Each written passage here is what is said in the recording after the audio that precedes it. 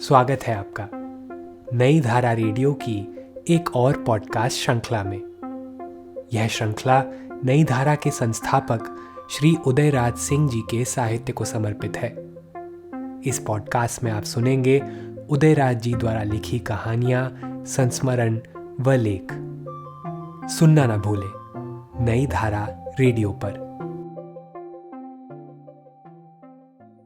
कवि रमन शतायु हों। कवि रमन से मेरा परिचय 1929 से है, जब मेरी बड़ी बहन की शादी श्री कृष्णनंदन सहाय महापौर पटना के चाचा से हुई थी।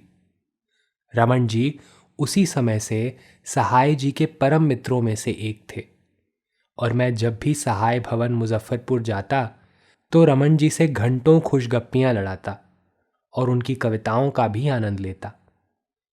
उसी मंडली में मुझे नीतीश्वर बाबू से भी कभी कभार भेंट हो जाती और शैशव और कैशोर्य की वे मधुर स्मृतियां आज भी हरी की हरी हैं। उस युग में भी रमन जी भीड़ से अलग ही रहे जो आज तक हैं।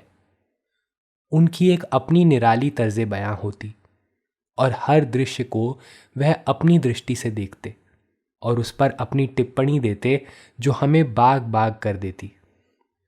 शैशव की नादानियों से उभर कर जब वह युवा कवि बने तो हमने उन्हें उस युग के विद्रोही कवियों में अग्रणी माना, जिसका प्रतीक उस समय खंड की एक अद्वितीय कविता पुस्तक मॉस्को रही। छायावाद की छाया तब तक धूमिल पड़ गई थी।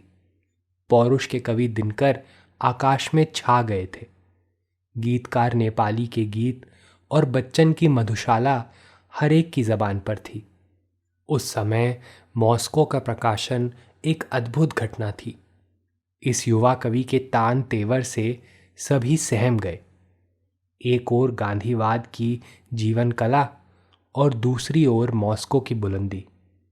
मेरे पिता स्वर्गीय राजा राधिका रमन प्रसाद सिंह उस पुस्तक के बड़े हिमायती थे और अक्सर जब वे सूर्यपुरा में अपने मित्रों के साथ बैठते तो खूब झूम झूम कर उसकी पंक्तियों को सुनाते और कहते, जमाना बदल रहा है, जमींदारों के दिन अब गिने चुने रह गए।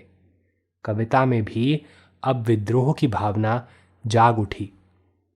फिर रमन जी ने कविता के साथ ही साथ उपन्यास भी लिखना प्रारंभ किया, कहानियां भी लिखीं और उनकी हर रचना में वही विद्रोही जीवन जाग पड़ता।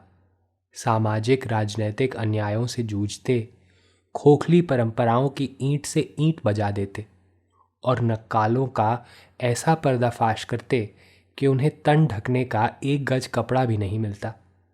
जो उन्हें ना समझ पाए उन्हें अश्लील साहित्य के लेखक कहते। मगर आज जब हर सरकारी गैर सरकारी माध्यम से लूप तथा निरोध का प्रचार होता और हर सड़क पर उस पर नज़र पड़ती जिसे ना कभी देखा और ना जाना था, तो समय और मूल्यों में कितना बदलाव आज आ गया उसका कुछ एहसास होता। साहित्यकार रमन जी ने हिंदी के भंडार को खूब भरा है और आज भी गतिशील हैं, लिखते चले जा रहे हैं। यह गर्व की बात है। मैं उनके शतायु होने की प्रभु से प्रार्थना करता हूँ और आजीवन साधनारत रहने की कामना करता हूँ। इस पॉडकास्ट को सुनने के लिए आपका धन्यवाद। हम आशा करते हैं कि हमारी यह प्रस्तुति आपको ज़रूर पसंद आई होगी। अन्य पॉडकास्ट्स, वीडियो इंटरव्यूज़ आदि के लिए नई धारा को सभी सोशल मीडिया प्लेटफॉर्म्स पर फॉलो करें। जल्द ही आपसे फिर मुलाकात होगी। धन्यवाद।